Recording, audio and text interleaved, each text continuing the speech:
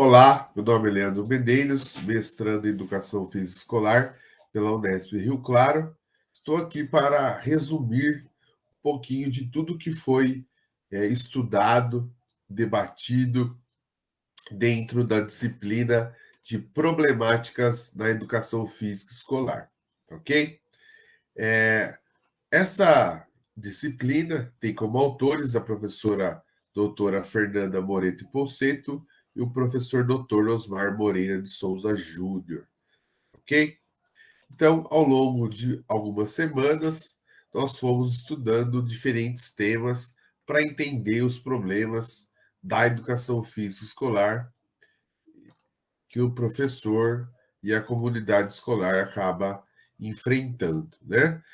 E aí, o primeiro tema que nós estudamos foi a questão do abandono do trabalho docente, né? Nós lemos o texto do professor Fernando Jaime Gonzalez, foi o texto norteador, e é, deu para entender os motivos que levam o professor a abandonar o seu trabalho docente, né? Não abandonar no sentido de deixar de estar na escola, deixar de dar aulas, mas de transformar a sua aula numa recreação, né? De simplesmente pegar a bola e deixar os alunos jogarem do jeito que eles quiserem, né? Sem metodologias mais eficazes. E ele traz alguns motivos que levam o professor a isso, né?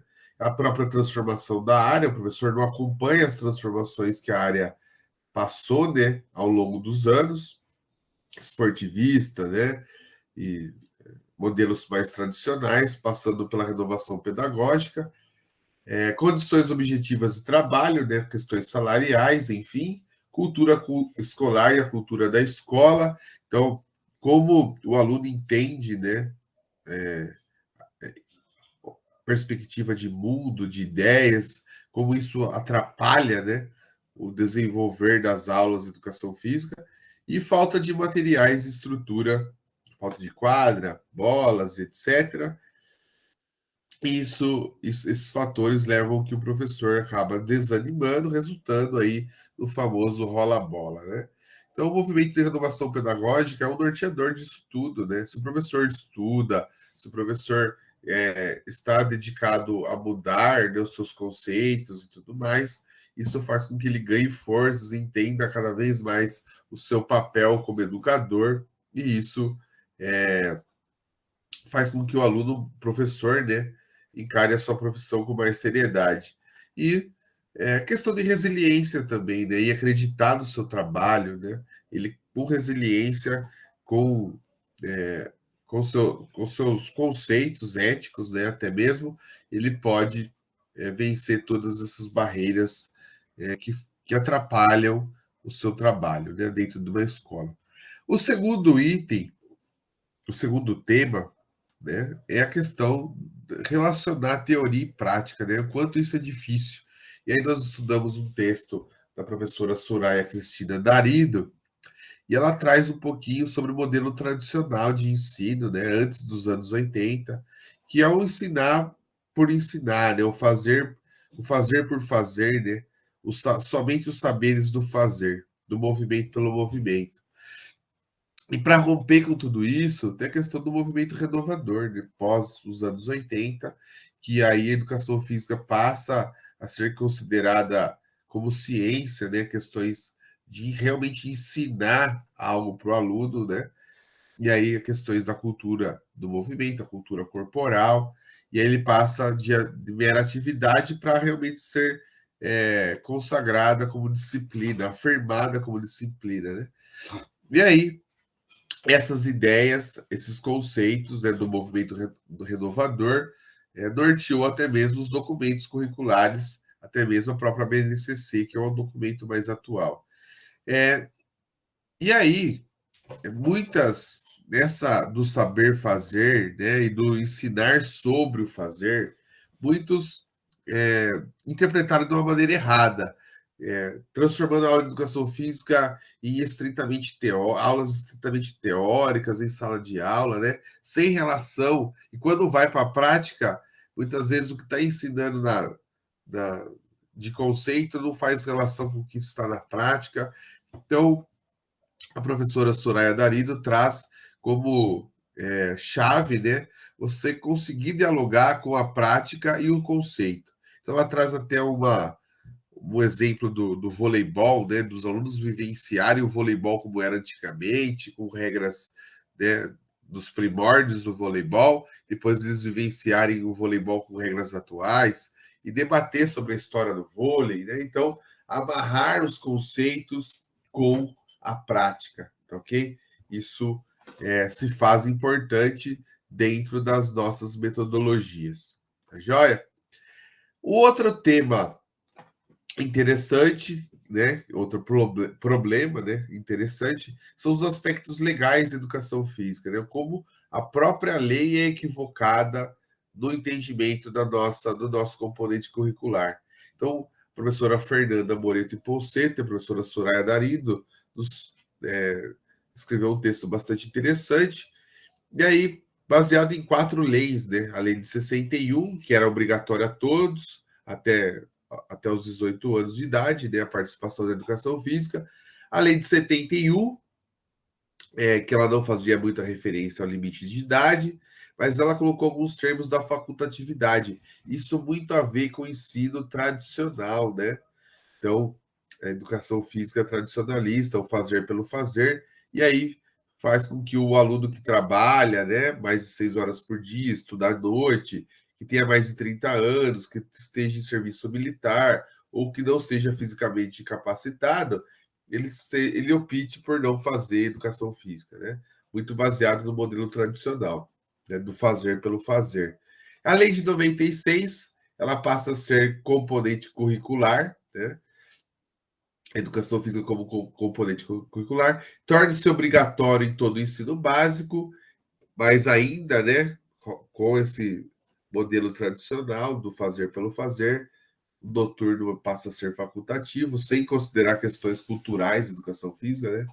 Passa a ser oferecida no mesmo turno, isso é um ganho, né, para a educação física, porque no contraturno, como era antes, fazia com que os alunos não participassem das aulas, né, arrumassem atestados, médicos para não ir, porque ter que voltar para a escola para fazer educação física era muito mais um transtorno do que um benefício, então, sendo no mesmo horário como as outras aulas, passa a ser um facilitador e ela ganha mais conceito entre os demais componentes curriculares. E a lei atual de 2003, né, que rege até hoje, ela também tem equívocos importantes aqui. Ela manteve a mesma facultatividade que era lá de 71, acrescentando somente quem tem a prole, né, facultativo a participação das aulas, e o acréscimo do decreto de 69, que fala sobre doenças infecto-contagiosas, né? Sendo que o aluno que tem uma doença infecto-contagiosa, ele não é facultativa a participação dele na educação física, ele não pode nem ir para a escola, né? Uma doença infecto-contagiosa. Então, algumas coisas que não fazem muito sentido na lei, volta a falar, pensando somente em educação física como somente movimento pelo movimento, sem levar em consideração as questões culturais, né? O outro tema que traz uma outra problemática que foi estudado é indisciplina e afastamento dos estudantes, né? Então, os estudantes de educação física muitas vezes se afastam das aulas ou apresentam indisciplina, né? E aí, o texto da professora Soraya Darido, do professor Fernando e do professor Gui faz nos refletir sobre os motivos, né, desse afastamento, por exemplo. Então, repetição dos mesmos conteúdos, que tem muito a ver lá com o ensino tradicional, né? E sucesso e exclusão nas aulas. Então, o aluno que ele não consegue, né, se desenvolver jogando, né, metodologias muito de ganhar e perder ao longo dos anos, né, botar o aluno para escolher time, né, esses tipos de abordagem só faz com que o aluno cada vez mais seja excluído da educação física. E aí ele entende que educação física não é para ele, né? Ele acaba se afastando. Para solucionar isso, ele fala, né, das diversas metodologias que podem ser utilizadas, né? Não ficar baseado em apenas uma, ou duas ou três, mas diversificar metodologias. E ele cita aqui o Sport Education, né? Que é uma teoria desse autor, do Sindel Top, de 94, que o papel do Sport Education faz com que o aluno participe de várias esferas do esporte, né? E acaba ressignificando o papel dos alunos nas aulas, né? Ele começa a ser protagonista daquele esporte. E a aprendizagem cooperativa, que induz os estudantes a se unirem, né, para conquistar o mesmo objetivo. E aí trabalhar questões de liderança, questões sociais importantes aí, utilizando até mesmo o esporte. Indisciplina, o segundo Araújo, citado no texto, os principais motivos, segundo os professores, os problemas familiares, a cultura da comunidade, aí conversa com o texto, né, com o primeiro texto estudado, né, que fala que é um dos motivos do professor abandonar o seu trabalho docente, subcultura dos jovens e liderança na escola, né? Então, liderança negativa aí dentro da escola. São os problemas apontados pelos professores. E para os estudantes, eles dizem que a disciplina acontece por ter aulas extremamente desinteressantes, né? E aí faz um link lá com o modelo tradicional de ensino, né? Aquela coisa do, do fazer pelo fazer, enfim, né? Professores que não se preocupam em ensinar, pode, segundo os estudantes, pode gerar indisciplina e as questões do bullying, né? Possíveis soluções apontadas pelos autores, né? Uma das, são várias, né? Lembrando que a indisciplina nunca é por um motivo só, né? Sempre é uma complexidade aí dos motivos que levam à indisciplina, apontados pelos próprios professores e pelos próprios alunos. Então, possíveis soluções, modelo de responsabilidade pessoal e social, que é o modelo atribuído por Helison, 1990, que é usar práticas corporais para trazer questões de cidadania, de responsabilidade, né? Então, é uma teoria bastante interessante, né? Uma metodologia interessante que pode ajudar bastante. E o futebol calerreiro é uma teoria argentina que resgata os conceitos do futebol de rua, né? Onde as regras podem ser modificadas, mas elas precisam ser acordadas previamente. E aí não precisa de tanta intervenção externa.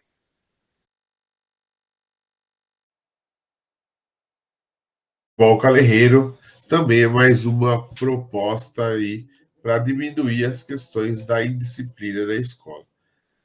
Todas elas, vale dizer, que conversam com as teorias do movimento renovador, né? Da renovação pedagógica, aonde o ensino precisa ser contextualizado, né? Significativo para o aluno e não o simplesmente fazer por fazer, ok? Dificuldades relacionadas ao ensino de esportes, e aí, como texto norteador do professor André Luiz Ruggiero Barroso, né? E aí, para entender o esporte da educação física escolar, vale lembrar como surgiu o esporte dentro da educação física, né? Na década de 40 começa o método de educação física desportiva generalizada, né? Então, aquele método que foi trazido de fora para fazer com que o esporte transforme capacidades físicas, né?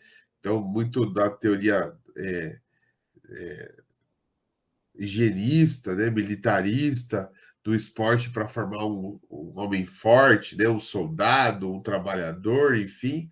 E aí a mulher é muito excluída nesse processo. E a partir do golpe de 64 passa a priorizar resultados em competições, né, usando o esporte para competição dentro da escola, né? E aí acaba priorizando muito a técnica, né, dos movimentos. E até hoje nós temos heranças desses períodos, né? Então, hoje ainda nós temos carga muito excessiva do esporte dos planos anuais, né?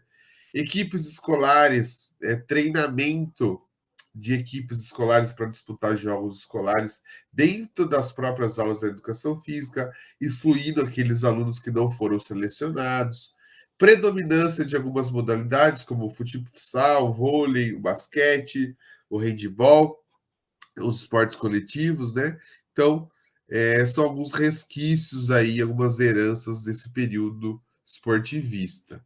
E aí, depois começou as abordagens mais renovadoras após a década de 80, né? E aí começou a usar o esporte com um outro olhar, com uma outra perspectiva. Então começa a ter a atenção de todos os alunos, né? Não somente daqueles que têm mais predisposição a praticar.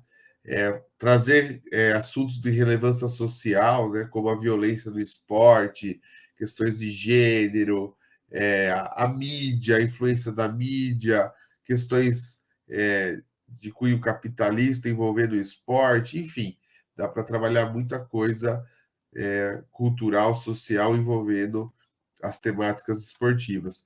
O respeito às possibilidades individuais, né? Então, cada indivíduo tem uma habilidade, né? Uma realidade, e a gente precisa promover metodologias que atendam a todos de uma maneira bem lúdica, né? Mudando as regras, adaptando as regras, não somente o esporte pelo esporte, tá ok? Uma outra temática que nós estudamos, o outro problema é a questão de gênero, né, dentro da educação física escolar. E aí, o texto norteador foi do professor Osmar Moreira de Souza Júnior. E aí ele traz, primeiramente, a diferenciação de gênero, sexo e orientação sexual. Gênero tem mais a ver com as questões culturais, né, envolvendo, né, o sexo masculino e o feminino. O sexo, as questões biológicas, né, homem e mulher, o aparelho genital, enfim, e a orientação sexual, né? E aí nós precisamos respeitar as questões de orientação sexual. Se o aluno é hétero, se é homo, para mim tanto faz como professor. Não é da minha conta isso. Mas eu preciso entender o aluno e tratar da maneira que ele quer ser tratado, né? Com respeito, com igualdade, e fazer com que os outros também tenham essa mesma ideia, tá ok? Propostas metodológicas, não, perdão. Antes de falar das propostas, vamos falar dos paradigmas que precisam ser quebrados em questões de gênero, né? Primeiro, quebrar que só o homem é detentor do esporte, né? Então, socialmente, o homem é aceito no esporte, a mídia mostra isso, né? E a mulher, ela acaba vindo sempre correndo atrás, né? Para tentar ter o seu papel, o seu lugar. Então, a mulher, ela pode estar onde ela quiser, inclusive nos esportes, e debater tudo isso com os alunos, né? A mulher socialmente considerada sexo frágil, né? Então, alguns mitos de que a mulher não pode jogar futebol porque vai transformar o seu corpo em um corpo mais masculino, né? Então, é, esses mitos, né? A gente precisa ser problematizados, questionados e trazidos das aulas. Diferentes estímulos motores da infância. Então, o homem, na média da população, os homens tendem a ter mais repertório motor por conta de uma infância mais livre, com bola, jogando, pulando, correndo, e a mulher fardada só a brincar de boneca, brincadeiras mais passivas, explorando um pouco os movimentos. A gente precisa entender isso e fazer com que os alunos também entendam, para que nós possamos promover metodologias mais assertivas e que possam incluir a todos, tá ok?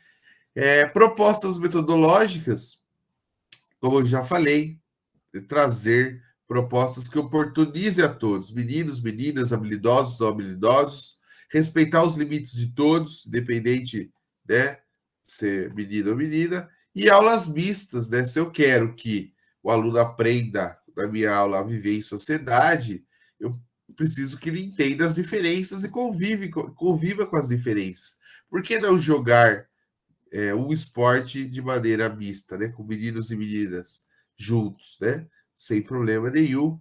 Então a gente precisa trazer isso para os alunos e fazer com que eles entendam, tá ok? Um outro tema estudado, outro problema, é usar temas geradores, né? Para abordar problemáticas emergentes aí da educação física. E aí estudamos o texto de Jaqueline Moraes Costa e Nilceia Aparecida Maciel Pinheiro, de 2013. E aí esse texto traz muito conceitos de Paulo Freire, né? Aquela educação bancária, onde o aluno não é protagonista, ele só aprende de maneira passiva, né? A obra do Paulo Freire a pedagogia do oprimido, né, que fala que o aluno ele precisa romper, o professor precisa romper com isso, o aluno precisa ser mais ativo na aprendizagem. A aprendizagem é uma mão dupla, né? Onde o professor aprende, o aluno aprende, todos aprendem juntos, né? E aí, pensando em temas geradores, como que você vai ensinar algo para o aluno sem levar em consideração o contexto que esse aluno está inserido, né? Se é algo muito fora da sua cultura, ele vai ter dificuldades grandes de entender, compreender, até mesmo de aceitar. Então, precisa ser levado em conta o contexto dos educandos, né? E aí, conversa muito com o tema de gênero, né? Paradigmas a serem quebrados, e conversa também com aulas serem desinteressantes, causando indisciplina da outra temática também estudada. Então, eu preciso conversar com o aluno, né? Primeiro entrar na realidade desse aluno, para aos poucos ir trazendo questionamentos e esse aluno consiga entender por um outro prisma outras realidades, né? Trabalhar em questões interdisciplinares, né? E aí faz com que o ensino seja mais significativo, promover a autonomia do aluno, do ensino, desenvolver o senso crítico e aproximar professor e aluno, né? Então, por exemplo, até citei num dos trabalhos a questão do funk, como que faz parte do contexto da maioria dos educandos, por que não abordar o funk, né? E aí, pensando no tema gerador, problematizar as letras do funk, né? Não trazer a minha realidade, o meu conceito, assim como o Paulo Freire fala, mas questionar: será que é legal essa letra falando, tratando a mulher como objeto sexual? Será que isso é interessante? Né? Se isso é um conceito bacana, sempre promover questionamentos, né? E nunca fazer com que o aluno aceite a minha verdade, né, a minha realidade. Então, para que ele possa refletir e talvez ou mudar de opinião em relação a algumas coisas, né? Questão da interdisciplinaridade, trazer textos diferentes, letras, né? Do começo do funk, retratando o funk antigamente falava sobre as questões sociais, né, da favela, da comunidade, né? E aí, conforme foi se transformando por tendência dos norte-americanos, né, do rap americano, falando de ostentação, trazendo a mulher como objeto sexual, fazendo essa comparação das letras de música, entender, né, questões sociais, então, fazer esse estudo das letras do funk, né? E aí faz com que o ensino seja mais significativo. Aí dentro das aulas práticas, por que não trazer um funk possível de se tocar dentro da escola, com uma letra bacana, e que faça com que o aluno pratique essa dança, tá ok? Então, esses são alguns, alguns conceitos que nós trouxemos aqui, né? Esse último tema gerador, e faz com que o aluno se aproxime do professor e o aprendizado seja significativo, tá ok? Então, essa foi, de uma maneira resumida, tudo que nós estudamos durante essa disciplina. Espero ter sido claro. Obrigado e até a próxima.